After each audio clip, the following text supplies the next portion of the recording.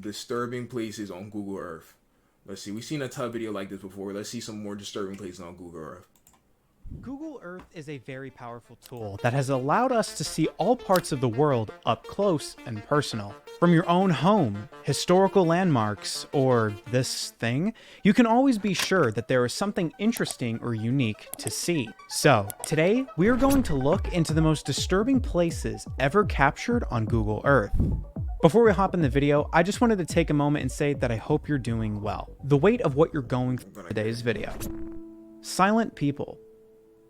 If you head to these coordinates, you'll be greeted by a beautiful landscape with trees, a blue sky, fluffy white clouds, and an entire field of humans staring at you. The fuck? Well, I don't even look at Google Earth like that no more, but like if I seen some shit like this, I'd be highly creeped out. Oh, okay, well, not humans, but a giant field of human-like things staring at you. Honestly, I think I would have preferred the humans. Maybe that's just me. Upon closer inspection, you can see that the figures are held together by wooden frames that have straw hair. Every single post is covered in some type of clothing, all the way from fancy suits to simple casual hoodies. While these figures have been up for multiple years, it might not be for the reason you think. A lot of people assume that these figures are meant to be scarecrows, but that's not the case at all. Also, if they were scarecrows, I'd like to say that There's probably some things where people have passed away or something like that, but still a little odd, but I guess it's a little bit excessive. I think you've scared all the crows, considering how many scarecrows would be in that field.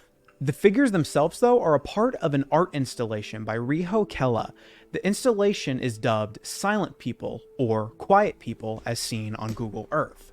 This piece was initially set up back in 1980. This dude in the front dripping, I'm not gonna lie.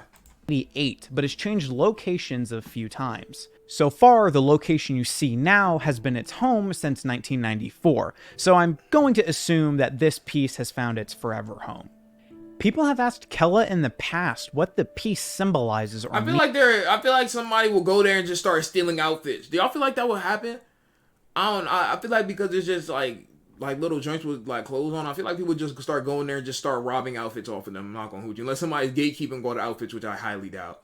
What the piece symbolizes or means, but he refuses to say anything about it. A popular theory about the figures is that, quote, they represent those killed during a brutal battle that took place nearby during the Winter War of 1939 to 1940. You said that's what they think it is?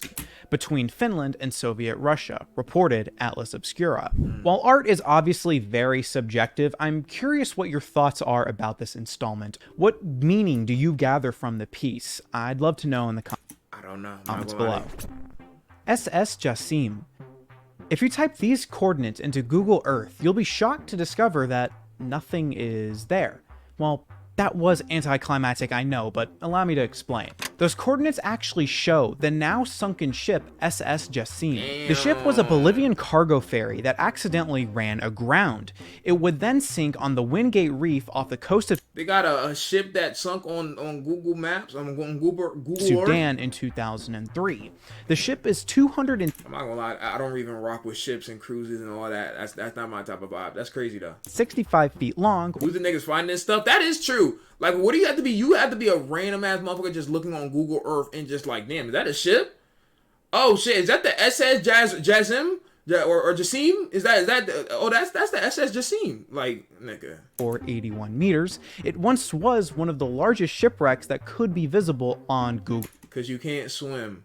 Nigga, that's like saying you're scared of airplanes because you can't fly. Like, nigga, I don't like large bodies of water, nigga. Like, you know what I'm saying?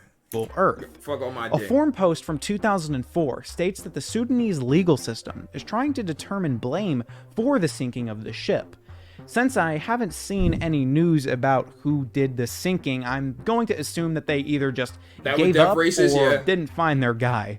Since the boat has now sunken into the ocean, you can't exactly see it on the browser version, but you absolutely still can take a look. If you download the desktop version of Google Earth, you can actually jump around the years and see the slow yet inevitable descent into the ocean. I have a huge fear of deep waters and just ocean stuff in general, so I felt pretty icky watching it just go downward into nothing. Fascinating, but who is really watching this though? How did this get discovered? my goodness, I didn't exactly Outer like Banks type it. beat. The back rooms. Yeah, no.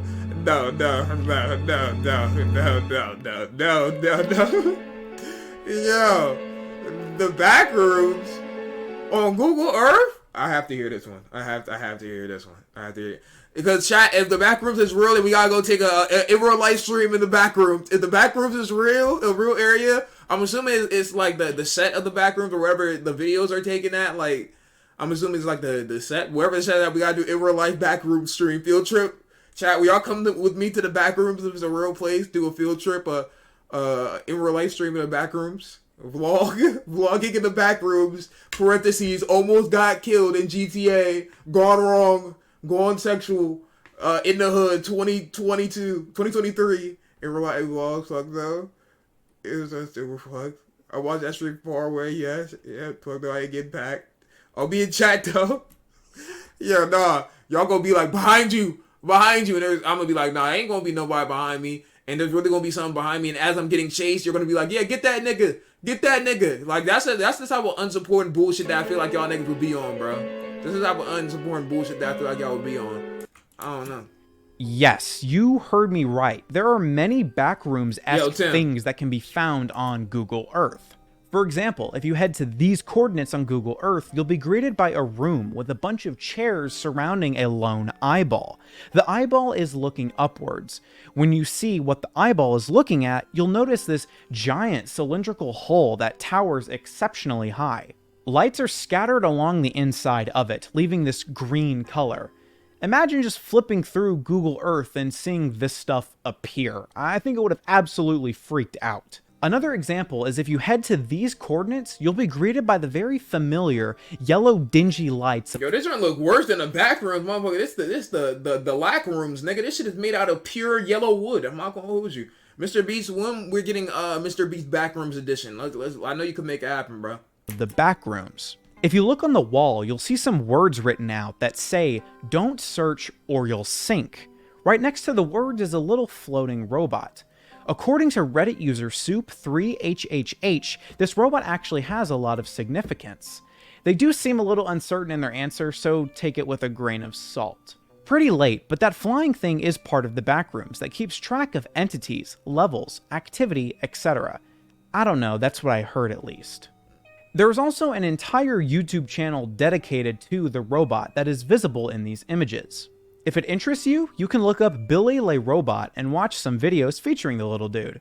I've got one more backrooms thing for you, and then we can move on. There's just a surplus of this stuff. Do you remember the first level I covered? The one with the eyeball looking upwards? Mac, you're coming with me. Well, a user happened to find the other side of that hole. If you go to these coordinates, you'll see the usual yellow backrooms levels. In the center of the room, though, this seemingly endless void lies beneath you. What the hell? It's the same look as the previous one as well. Cylindrical hole with lights that emanate a green glow. Overall, it's a very creepy sight. I couldn't imagine accidentally discovering this.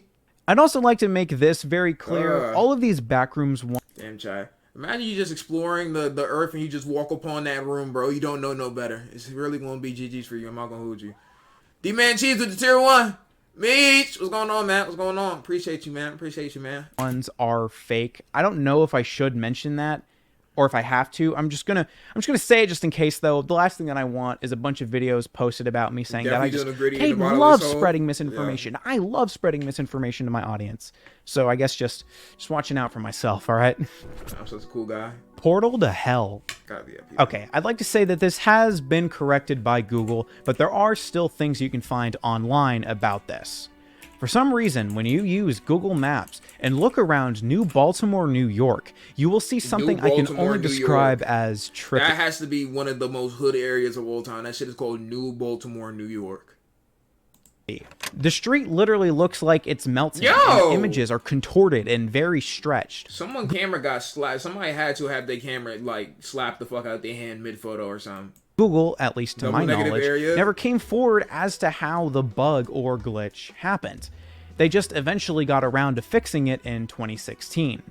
The thing that is really crazy to me is the fact that this entire town is glitched. It's not just a single image, it's multiple images that look like this, and it goes on for a very long time.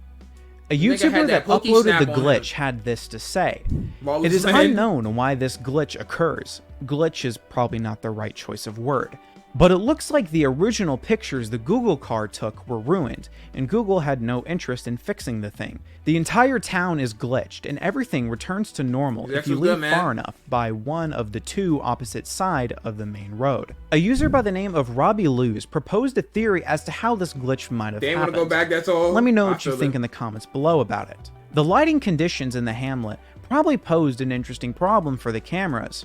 Bright sun from both the sky above and reflected brightly. This nigga trying to tell me this shit was caused by nature? And diffusely from the river down the steep hill on the east, mixed with shadows from the trees and buildings. This nigga is such a fucking nerd neck ass nigga, bro. Actually, the bright sun from the east in the sky and the reflected brightly diffusely and the steep hill mixed with the shadow. Like, god damn, nigga. Including like, either the sun or its reflection, or both, or neither, alternatively in rapid succession. Meanwhile, the poor camera is trying to balance the exposure while also being jostled by potholes. It's really just a beautiful town, and a camera glitch caused by it being... Nah, just kidding. Definitely haunted. Oh my fucking god, bro. Fissure 8. This Google Maps location will reveal a place to you that no longer exists. The area that you're looking at right now would eventually become the site of an active volcano just a few short years after these images were taken. A fissure opened up in 2018, and lava would flow out of there for months at a time. If you're unsure what a fissure is, it's defined as a long, narrow opening or line of breakage made by cracking or splitting, especially in rock or earth. The eruption showed no signs of mercy. It destroyed over 700 homes, and it's estimated that it would cost $800 million in repairs. Of course, thousands of people had to be evacuated from their homes due to the threat of either their... Could y'all really imagine that? Y'all just chilling at y'all home and crib, like y'all been living there for years, and then randomly an active volcano's right like below you, so you gotta go move out or you're gonna get burnt by a volcano? Like, that's tough. Home getting destroyed, or their lives being in danger. The eruption also released dangerous gases into the air, such as sulfur dioxide. This causes respiratory issues that lead to shortness of breath and heavy coughing. In worst case scenarios, it can even be lethal to humans, in very high concentrations, of course. It has also been shown to contribute to acid rain, so this can lead to many issues within the environment. For example, if a lake gets acidified, this can harm the fish or aquatic life within it due to pH changes in the water. I can go on and on about this, but you should get the point by now. An excess amount of sulfur dioxide isn't exactly good for humans or the environment. Reddit user TigerFur14 was directly impacted by this tragedy. Here is what they had to say about it.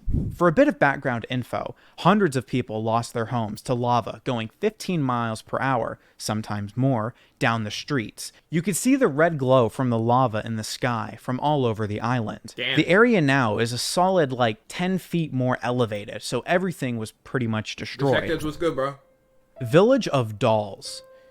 I think we've seen this one When before. you take to Google Maps and look up Nagoro Village, you'll be greeted by a very odd sight. I hope this is not it. Instead of a bustling town of people on the sidewalks, you'll notice an abundance amount of human... Oh, no, I don't think we've seen this one. This shit creepy as fuck. Chad, which one y'all rather go to? Y'all rather go randomly come across that back rooms, or y'all randomly come across this place?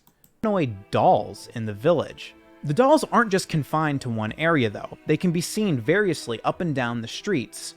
While it may seem a little creepy and unsettling, there is a backstory to all Alright, go of to the this. back room then, dolls. These dolls were created by village resident Tsukimi Ayano. The reason she decided to create these dolls was that after she returned home to Nagoro... I don't know if we've seen this or not. There's a lot of areas that are doll related, so I don't know if we've seen this or not. Either way, this shit is creepy.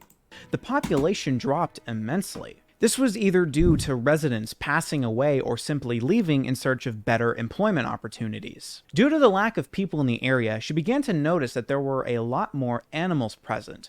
Crows specifically became a problem for her because she couldn't keep her crops. The crows kept messing with it. So, it all started with her making a doll scarecrow that had the likeness of her father. She has now made about 350 dolls that reside in the village. Unusualplaces.org had this to say in an article about the village. The local school is now filled with a dozen dolls patiently waiting for class to begin.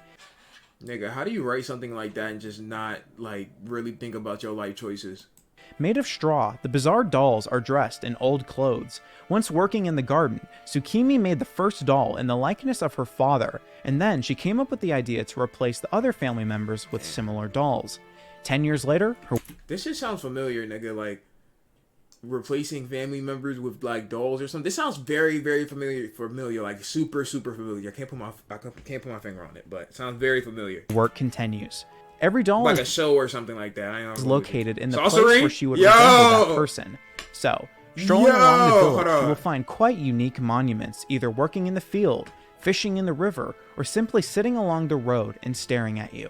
While a part of this is a little creepy to me, mainly just the uncanny valleyness to it, I also feel kind of sad. This woman is seeing her village lose its population, and she starts... Did anybody else hear that shit in the left ear? That shit threw me off. I thought somebody was talking outside my house. I don't know if that was just me, but my left ear was hearing like another noise. And I was really just like, yo, who the fuck is talking? Like, I don't know who else has their headphones in, but I swore there was somebody in my room like talking. I'm not gonna hold you. It's them dolls? Yeah. Oh shit, that just creeped me the fuck out. I'm not gonna hold you. It was your phone, nigga. Is a little creepy to me, mainly just the uncanny valleyness to it. I also feel kind of sad. This woman is seeing her village lose its population, and she starts populating it with dolls. I just hope that whatever she's doing, or wherever she is now, it just makes her feel fulfilled and happy. It seems like she enjoys what she does, though, so that makes me happy. While some of these places may be disturbing, one thing that we know for certain is that there is a lot left undiscovered. If you feel like I missed something, Okay. W video is interesting to see. And I'm pretty sure every place besides this last place was a place we haven't seen before. So, W video. All right, boy, thank you for the gifted.